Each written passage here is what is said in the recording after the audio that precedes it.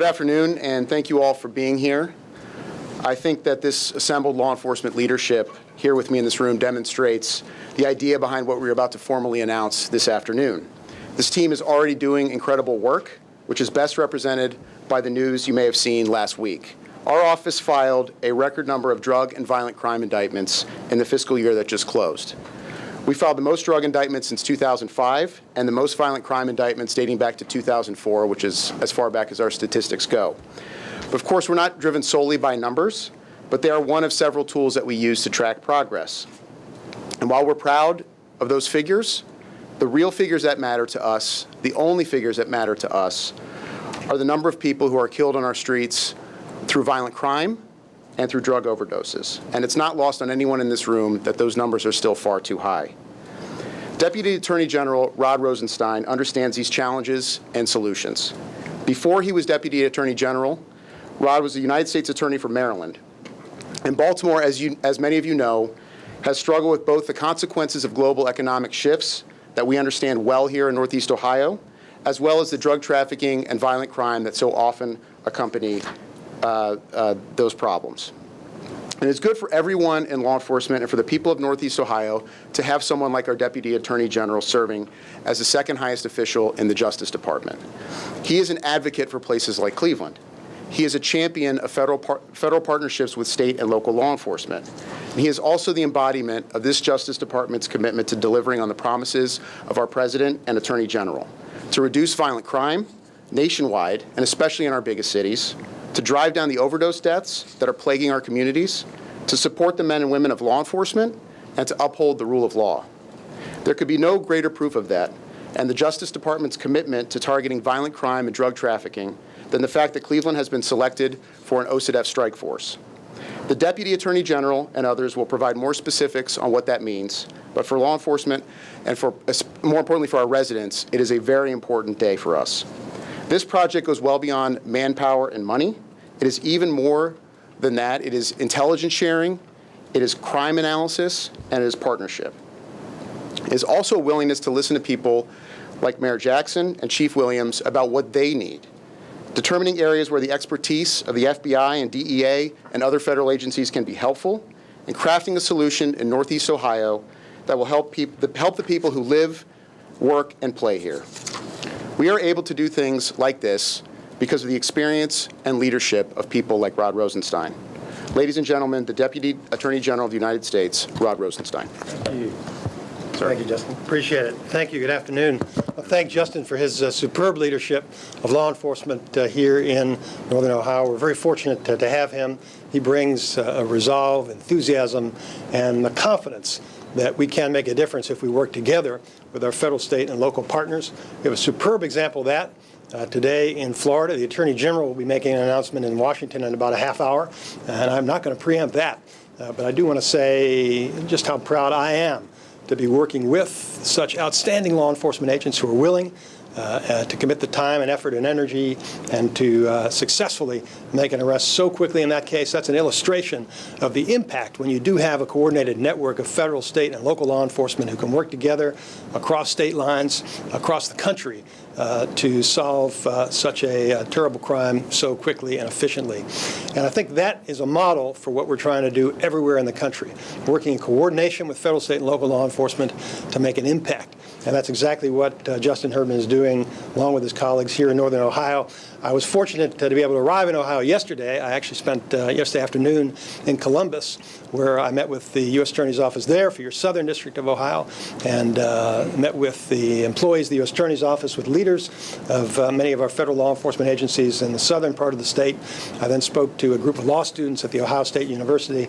Today, I've spent the morning here in Cleveland, meeting with the U.S. Attorney's Office personnel, talking about a number of the initiatives that are ongoing here in Northern Ohio, and now the opportunity to meet with so many of these state and local law enforcement professionals is really rewarding for me, because I know what a difference they're going to make. So I want particularly to thank Mayor Jackson, Police Chief Williams, DEA Special Agent in Charge Tim Planson, FBI Special Agent in Charge Steve Anthony, HSI Special Agent in Charge Steve Francis, and Cuyahoga County Prosecutor Michael O'Malley, along with everybody else who is here for the coordinated work that they're doing.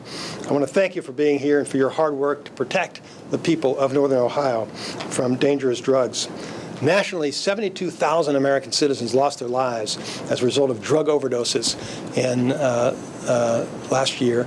And I asked the question at the meeting of law students. We had about 150 law students last night, so mostly in their early, mid, maybe late 20s. I asked them to raise their hand if they knew anybody who had died of a drug overdose death, and quite a few of their hands were raised. That's a dramatic change from when I was their age in the 1980s, and that really illustrates the tremendous impact that this drug overdose crisis is having throughout the country. It was the highest death toll to drug overdoses in American history. The increase has been very dramatic just over the period of 2012 to 2015. It's the equivalent, last year, that's 72,000. It's the equivalent of the population of Canton, Ohio, dying, the entire population, in 1 year of drug overdoses. And that's just the overdose deaths. It's not to mention the toll in terms of the lives that are disrupted and the family members and friends and neighbors who are affected by drug use, not just by deaths. It's a national crisis. There's no doubt that here in Ohio, you suffered from this epidemic more than most states. Ohio is sadly second in the nation in overdose deaths, with a rate more than double the national average. From 2014 to 2016, the deaths in Ohio from drugs increased by 60%. For opioid drugs, it was 73%. And fentanyl deaths tripled. Fentanyl is a very dangerous synthetic opioid drug. It's manufactured in laboratories. It's not grown. And in almost all cases, fentanyl or its precursor chemicals originate in China. So we are focusing our efforts on solving that problem.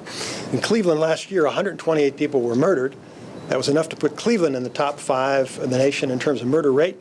But drugs killed more than 5 times as many Clevelanders as homicides. And that's in addition, as I mentioned, to the people who overdosed and survived. First responders in Cleveland last year reversed more than 1,300 overdoses with naloxone, an overdose medication that reverses the effects of an opioid overdose. According to one estimate from Ohio University and the University of Toledo, more than 500,000 years of life expectancy have been lost because of drug overdoses in Ohio alone.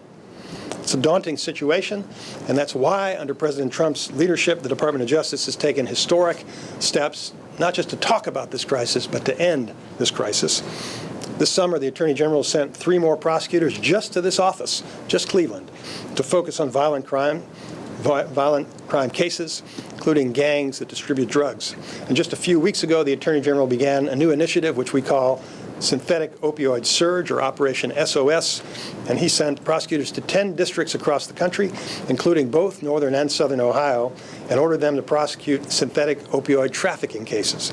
As the Attorney General noted, those synthetic opioids are so dangerous that there's really no such thing as a small fentanyl case. A small sample alone can kill. In August, the Attorney General stood right in this spot and announced the arrest of 3 defendants we believe were number 1 and number 3 most prolific online fentanyl dealers in America. They're selling this stuff not on street corners, but over the internet. The Attorney General also spoke about the guilty plea of a fentanyl dealer in Euclid, Ohio, who sold fentanyl just down the street from a Catholic school. And Justin and his team are doing remarkable work. Some of the most important drug cases in the country are being investigated and prosecuted right here in this district by some of the people in this room and some of the folks I met with earlier today. This office indicted 959 defendants over the past 12 months, a 50% increase over the previous year in terms of federal felony defendants charged here in Northern Ohio. That includes 393 defendants who were charged with narcotics offenses, a 69% increase over the previous year, and the most in 13 years. Over the same time frame, this office increased violent crime prosecutions by 53% and charged the most violent criminals in 14 years. Well, I know what great work that is, and I know what kind of commitment and dedication that requires on the part of our police and prosecutors. In Washington, we're working every day at Department of Justice headquarters to make you more effective, and I believe we have successfully done that over the past 18 months. And today, I'm proud to be here to announce our next step to support the work here in Ohio. I'm announcing that Cleveland will be the home of an organized crime drug enforcement task force, or what we call OCDEF strike force.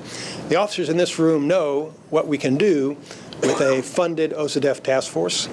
We can bring together a broad coalition, including our federal prosecutors, Drug Enforcement Administration agents, FBI, ATF, Immigration and Customs Enforcement, Homeland Security, Internal Revenue Service, Department of Labor Inspector General, the Postal Service inspectors, Secret Service, Marshals, and Coast Guard. Those agencies have diverse capabilities, and by working together with a single mission, we know they can make an impact in dismantling drug organizations here and internationally, but only if they work together with our state and local partners. The Attorney General has called the OCDEF program the Swiss Army knife of law enforcement because it brings together all the tools we have in the federal government in a coordinated effort with state and local partners. If you want to investigate tax crimes, you have the IRS. Counterfeiting, you have the Secret Service. For mail fraud, you have the postal inspectors, and so on. Whatever we need to work our way up the chain to dismantle cartels and identify the kingpins, we have the resources to do that. The idea is very straightforward. More than 100 agents from the full panoply of federal law enforcement agencies will be in one open office, along with dozens of Cleveland police officers, task force officers from our high-intensity drug trafficking area, from Ohio state troopers, and prosecutors from our partners here in Cuyahoga County. Additionally, several suburban police departments have agreed to participate in the strike force. We hope and we know that each agency will bring their own particular expertise and intelligence to the table, combining the best technology and equipment with street-level intelligence, crime analytics, and sharing data and information. The areas of emphasis will include violent crime, particularly gang violence, retaliatory shootings, carjackings, and commercial robbery, and all drug trafficking, including particularly opioids, which we understand are hitting this region particularly harshly. It will include steps like responding to drug overdose scenes. We don't treat those as suicides. We treat those as homicides. We want to know where the drugs came from and who may be accountable for distributing drugs that resulted in deaths. Also, we'll be focusing on trafficking of narcotics over the internet, what we call the dark web, because we do have the ability to break through that anonymity and identify distributors who are dealing over the dark web, even when they're using cryptocurrency to complete their transactions. Last week, the Attorney General appointed new leadership at our OCDEF program in Washington. Adam Cohen will now lead that effort, a career prosecutor. Adam has served in Maine Justice for over a decade. He's also served as an assistant U.S. attorney and as a state prosecutor, and he has brought this experience to bear with a mandate from the Attorney General to coordinate with our U.S. attorneys and make sure we're doing everything we can to dismantle significant criminal organizations. We are confident that Adam is going to make OCDEF even more effective than ever, and that will benefit the people of Cleveland and other places throughout the country. In Cleveland, our OCDEF strike force will feature a prosecutor co-located with those agents in a single location to work together with them to bring cases. It will not be housed in this building. It will be in a building of its own. Officers from over 24 different agencies and departments will be under one roof and sharing space and sharing information. The primary purpose of the OCDEF program is to target drug dealers, but we all know that violent crime tends to follow drug trafficking. So this new strike force will also provide our federal, state, and local partners with critical information to help them target the most violent criminal organizations operating in Ohio.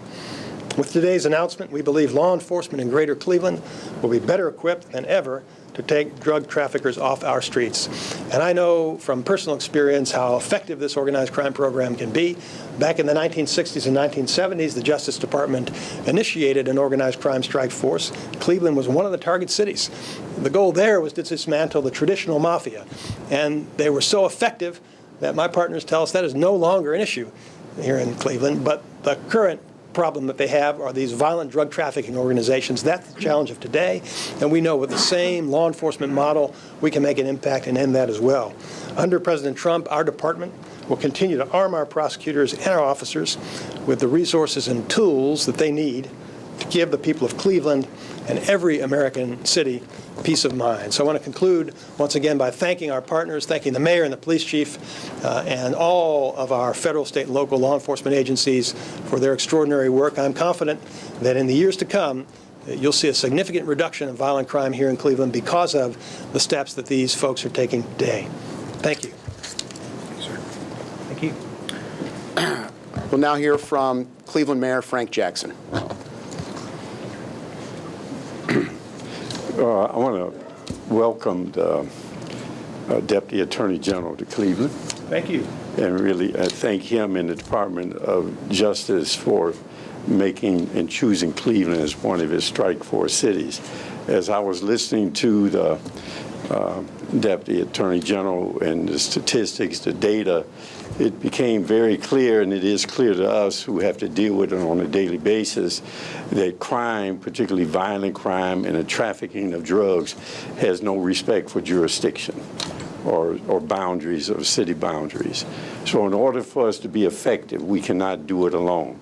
And what this strike force does, it gives us the capability to work with our partners in a way that we can have a significant impact on the organized side of violence and drug trafficking. So again, I want to thank you for being here, and thank you for the Department of Justice for choosing us to be one of your strike force cities. Thank you. Thank you, Mayor. We'll now hear from the DEA Special Agent in Charge, Tim Planson. Good afternoon. Thank you, Deputy Attorney General Rosenstein and U.S. Attorney Herdman. Just not to overwhelm you with numbers, but just a few more, because it's just that important. The opioid epidemic continues to devastate Americans. In 2017, 4,854 Ohio residents died from drug overdoses. To bring it home a little bit here, last year, an average of 13 people died a day in Ohio from drug overdoses. 8 people an hour died nationwide, or almost 200 per day from drug overdoses. Make no mistake, transnational criminal organizations are supplying drugs to the Northeast Ohio, to include Mexican drug trafficking organizations, the dark web and those operating under its cloak, and rogue Chinese shell companies, among others. These criminal organizations directly contribute to violence in each of our neighborhoods. The OCDF Strike Force is another tool we are using to collectively combat those distributing poison throughout Ohio and committing violent acts to further their enterprise at the expense of the safety and security of our communities. I also want to thank all of our Strike Force partners for collaborating, that are standing up here with us today, and becoming the 16th OCDF Strike Force in the nation. Thank you.